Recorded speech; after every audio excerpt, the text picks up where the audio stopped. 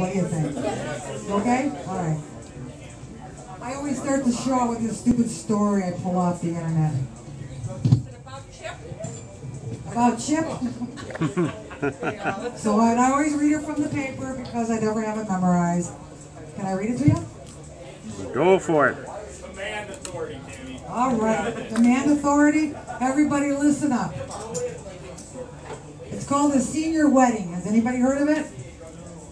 No. Jacob, age 92, and Mary, age 88, living in Fort Myers, are all excited about their decision to get married. They go for a stroll to discuss the wedding. On the way, they pass a drugstore. Jacob addresses a man behind the counter. Are you the owner? The pharmacist says yes. Here's Jacob, and well, we're about to get married. Do you sell heart medication? Yes. Medicine for circulation? Yes. Rheumatism? How about suppositories? Definitely. Medicine for memory problems, arthritis, and Alzheimer's?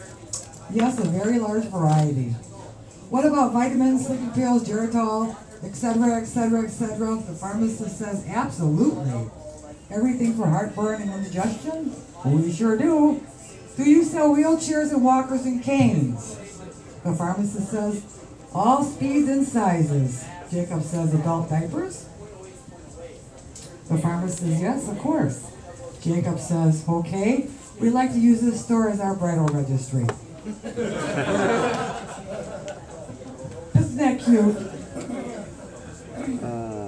My husband and I went on a Wisconsin trip in June. Got that? We went to a wedding, and we did not know how far this wedding was. And I'm going to bitch about this moment today. It took us 8 hours to get there. If I would have known this, I would have never really gone. We map quested the entire trip because we had no idea where we were going. By the time we got there, we were like 20 minutes before, was it Lake Michigan? And we were tired and exhausted. So we map quested the entire trip. The last 4 hours of this trip, all my husband and I saw were signs that said, adult store, McDonald's. Porn shop, McDonald's. Adult store, McDonald's. For 4 hours, this is all Keith and I saw. And then once in a while we see casino. So we get to the hotel after passing through all kinds of towns, and all these towns were unincorporated.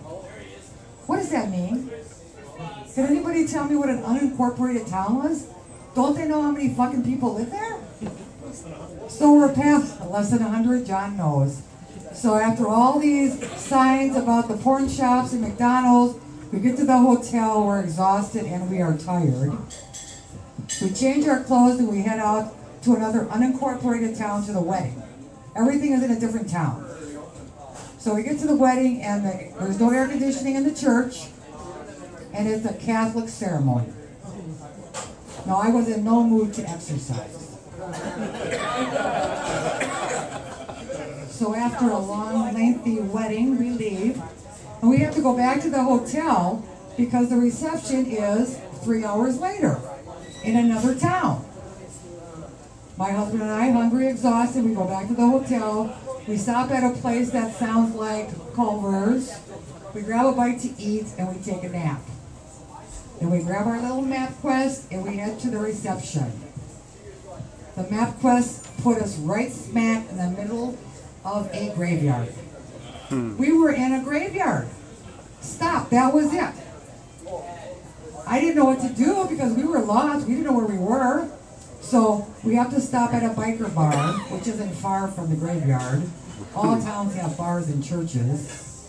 My husband sends me into the biker bar. The place is crawling with bikes, and he sends his little scrawny wife in to get directions because men don't ask directions. He had to man the truck. So I go into this bar in a suit because I'm going to a wedding reception, and all the men were really, really nice to me. But the women, I thought they were going to kick my ass. Now, I was in no mood to play with them, and I swear to God, I was so livid at this point. I could have taken them all, seriously. So we get out of the bar, we find the reception, we get there, and the shit that I ate at Culver's is starting to take effect. So, I'm sick. So, I can't eat dinner there. Keith did. And we couldn't drink because we were in the middle of nowhere. We didn't know where we were. We had Minnesota plates. And all we had to do was get pulled over by the cops in Wisconsin with Minnesota plates, drunk and lost. So we had to leave the reception kind of early. And we headed back to the hotel. Somehow my husband found the way back because we had no more MapQuest to work with. So we get back to the hotel. Get our asses to bed. I'm anxious to get out of there. And we wake up the next morning and the goddamn toilet is overflowing with shit. The bathroom is flooded. So we have to call the help desk. I didn't do it. The help desk, I didn't do it. The help desk came and they cleaned the toilet looking at us like, yeah, right. Well, man, we never really had any problems with this room. And after they left, the goddamn toilet flooded again. The bathroom was all flooded with shit again. So that was our Wisconsin trip. I was so mad at the time, I wanted to take the card away from the bride and groom and go find them an ironing board and an iron for a wedding gift. Wouldn't that have confused them? Who knows how to iron these days? I figured the groom would have used the ironing board for a skateboard, and his wife would have taken the iron and put it on the table for a centerpiece or something. Anyways, that was our Wisconsin trip. And I'm not going to bore you with another trip. I'm going to call our first guest on stage.